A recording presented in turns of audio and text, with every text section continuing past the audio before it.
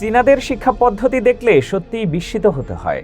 আমরা যেখানে এখনো মুখস্থ বিদ্যায় দক্ষ শিক্ষার্থীকে ভালো ছাত্রছাত্রী হিসেবে মূল্যায়ন করি, সেখানে চীন অনেক আগেই বুঝে গেছে শিক্ষা মানে শুধু বই মুখস্থ করা নয়, বরং বাস্তব জীবনের জন্য নিজেকে প্রস্তুত করা।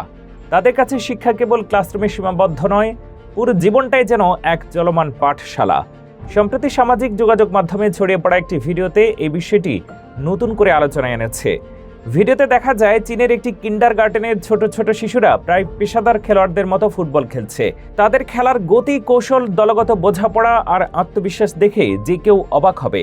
এত অল্প বয়সে শিশুদের এমন শারীরিক দক্ষতা আর মানসিক মনোযোগের পেছনে লুকিয়ে আছে চীনের ব্যতিক্রমধর্মী শিক্ষা দর্শন। চীনের অধিকাংশ স্কুলে প্রতিদিনের ক্লাস শুরু হয় শারীরিক অনুশীলনের মাধ্যমে।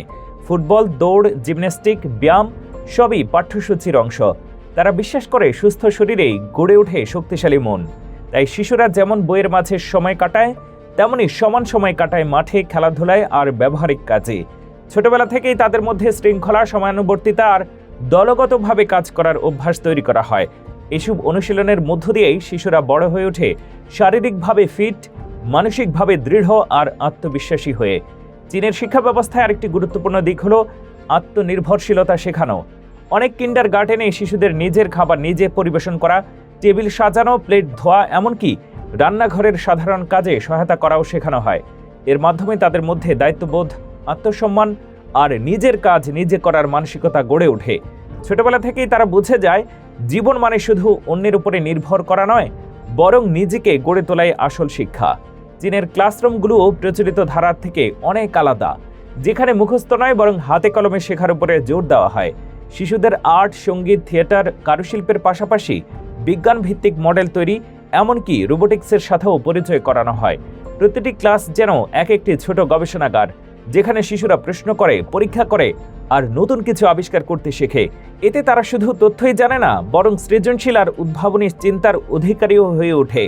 এছাড়াও নেতৃত্ব আর সহযোগিতার শিক্ষা চীনের শিক্ষা ব্যবস্থার একটি বড় অংশ।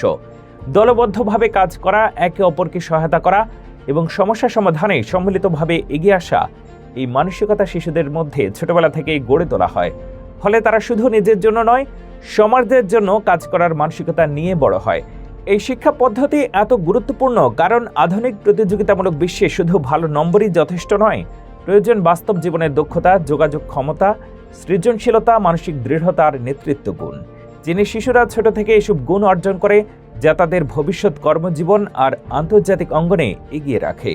সবশেষে বলা যায়, চীনের শিক্ষা ব্যবস্থা আমাদের একটি বড় শিক্ষা দেয়। পরীক্ষায় পাশ করাই জীবনের শেষ লক্ষ্য নয়, জীবনের পরীক্ষায় পাশ করাটাই আসল সাফল্য।